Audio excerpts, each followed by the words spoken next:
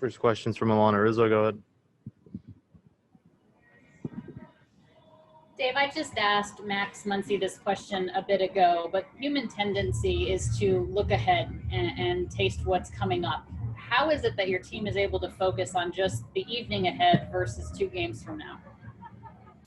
I think that's always a challenge, I think, for any athlete, any person in general. But I just think that it's been talked about, it's ingrained in our culture and who we are as an organization about doing whatever we can, put all of our energy into winning one baseball game, and regardless of how high the stakes are. So I think that our guys are just pretty good at being conditioned that way. Do you get the sense that your club is built for this? I mean, you have Walker go last night, you have Julio who's really come into his own, and then you have Kershaw in Game 5. I do. Not only built for the next, this series itself, but just I think this moment, the roster speaks to it, the experience, how guys have continued to play the game and grow, evolve. But certainly, you look at kind of the surface of how rested our guys are, how we're playing. We're in a really good spot. Finally, Dave, how much does selflessness play a part in what you're able to accomplish? Yeah, a ton. I think that, with any player, there's an ego that needs to be there, and feeling like you're the best option in any capacity. But to kind of yield at times to a teammate, to wait for your turn, your number to be called, that's hard to do. That's a big ask. But our guys, to a man, have answered that with glowingly. They've answered it glowingly. And if you kind of look at the postseason, everyone's contributed. And so that's kind of the beauty of, what we have with the Dodgers. Next question is from Rowan Kavner. Go ahead. Hey, Dave, we've talked all year about, the different ways Mookie can change a game and all the defensive plays he's made and on the bases and everything. And I'm just wondering, after a year of having him, where you feel like he's made the biggest difference for your team? I think that the biggest difference he's made, I think just the teammates, the players, coaches, communication.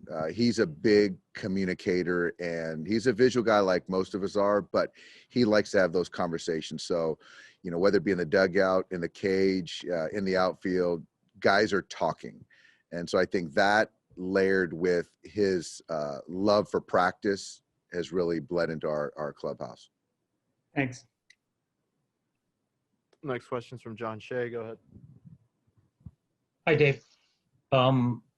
You batted Muncy fourth through the end of September and through the whole postseason.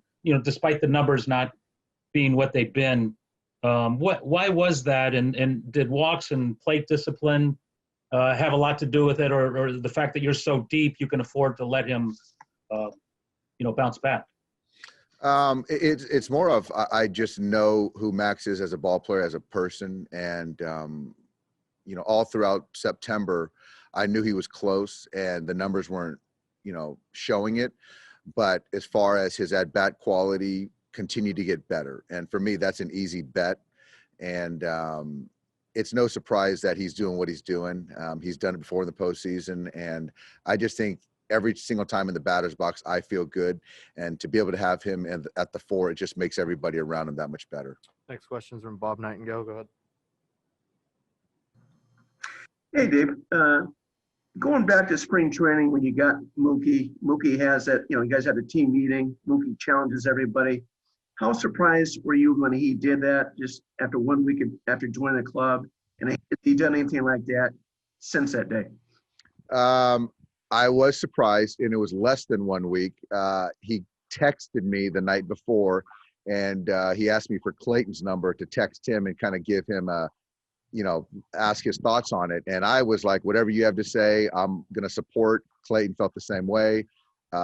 Just to really not know all of his teammates. That was the first day of full squad workout. So I know David Price was surprised in knowing Mookie for years prior for him to kind of step to the forefront. But it was just very genuine, very authentic. And there had been other times in hitters meetings where he's kind of challenged guys in the best possible way to how to go about a team approach as an offense. Thanks so much, Dave. Next question is from Jorge Castillo. Go ahead. Yeah, just sort of off that. It's been a while ago. A lot of things have happened since Mookie, did that. Did that set the tone for you guys? You think, even through all this pandemic and all this stuff? It did. That set the tone. And another thing, he talked about was just, how we practice, like, how you do anything is how you do everything. And, we were making a little kangaroo court thing as far as errors, overthrowing, whether it be a PFP or a fundamental, cuts and relays, catching the baseball. So just understanding that if we do things the right way in spring training, we'll do those things all the way through the World Series. So that kind of message resonated with everyone. How long ago does that feel? Oh my God. It doesn't seem like 2020, certainly. And just last night with Kenley, he hit 95 a few times. Just what did you think? And do you think that velocity is just rest or mechanics? Or I guess both? I think he's certainly cleaned up his delivery. I know he was fired up to get back in the game. It was 5 days in a game. It was 5 days. So it was really good. I thought it was a very positive outing. Next question is from DG. Go ahead, DG. Yeah, I was going to ask you about Kenley as well. Sort of compare your reactions to that 90 through 86 against the Brewers and when you saw a couple of 95s last night. That was welcome to see, DG. Yeah, the 86 or whatever it was, that checked me up. It really did. And it was good to hear that it wasn't physical. It was kind of delivery, which resonated with me. And Kenley's worked so hard to get back and being open to different spots as far as leverage to kind of get back.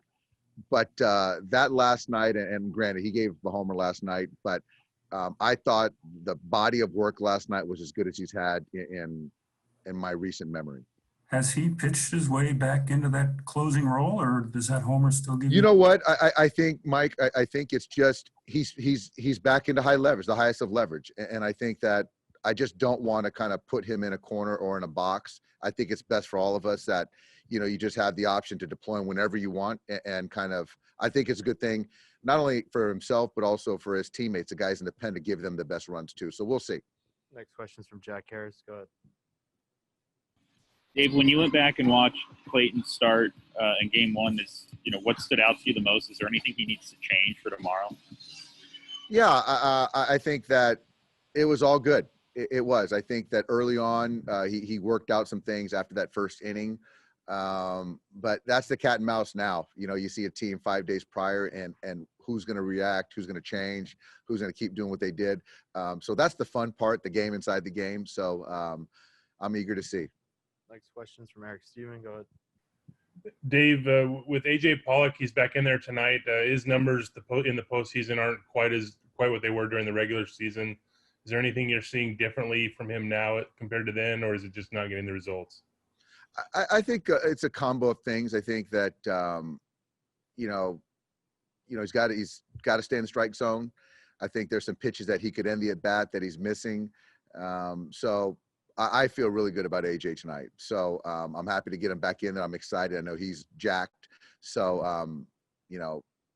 I think another thing is that he's used to playing every day essentially. So he's going to grind. He's going to grind and put together good at bats. I got time for one more. Go ahead, Daniel. Thank you. Dave, just very few Mexican pitchers have started a World Series game. There's a lot of expectation in Mexico. So how is Julio handling the pressure? Oh, Julio, I don't think he feels pressure. He likes the big moment. And to be quite honest, whatever game it is, he's kind of the same every day, which I really like. And I'm just really thrilled for Julio, all of Mexico, who I know are going to be tuning in to watch Julio tonight. And he's just thrown the ball really well. And so if he just continues to execute, make pitches, he's going to be just fine. Thanks, Doc. Thank you.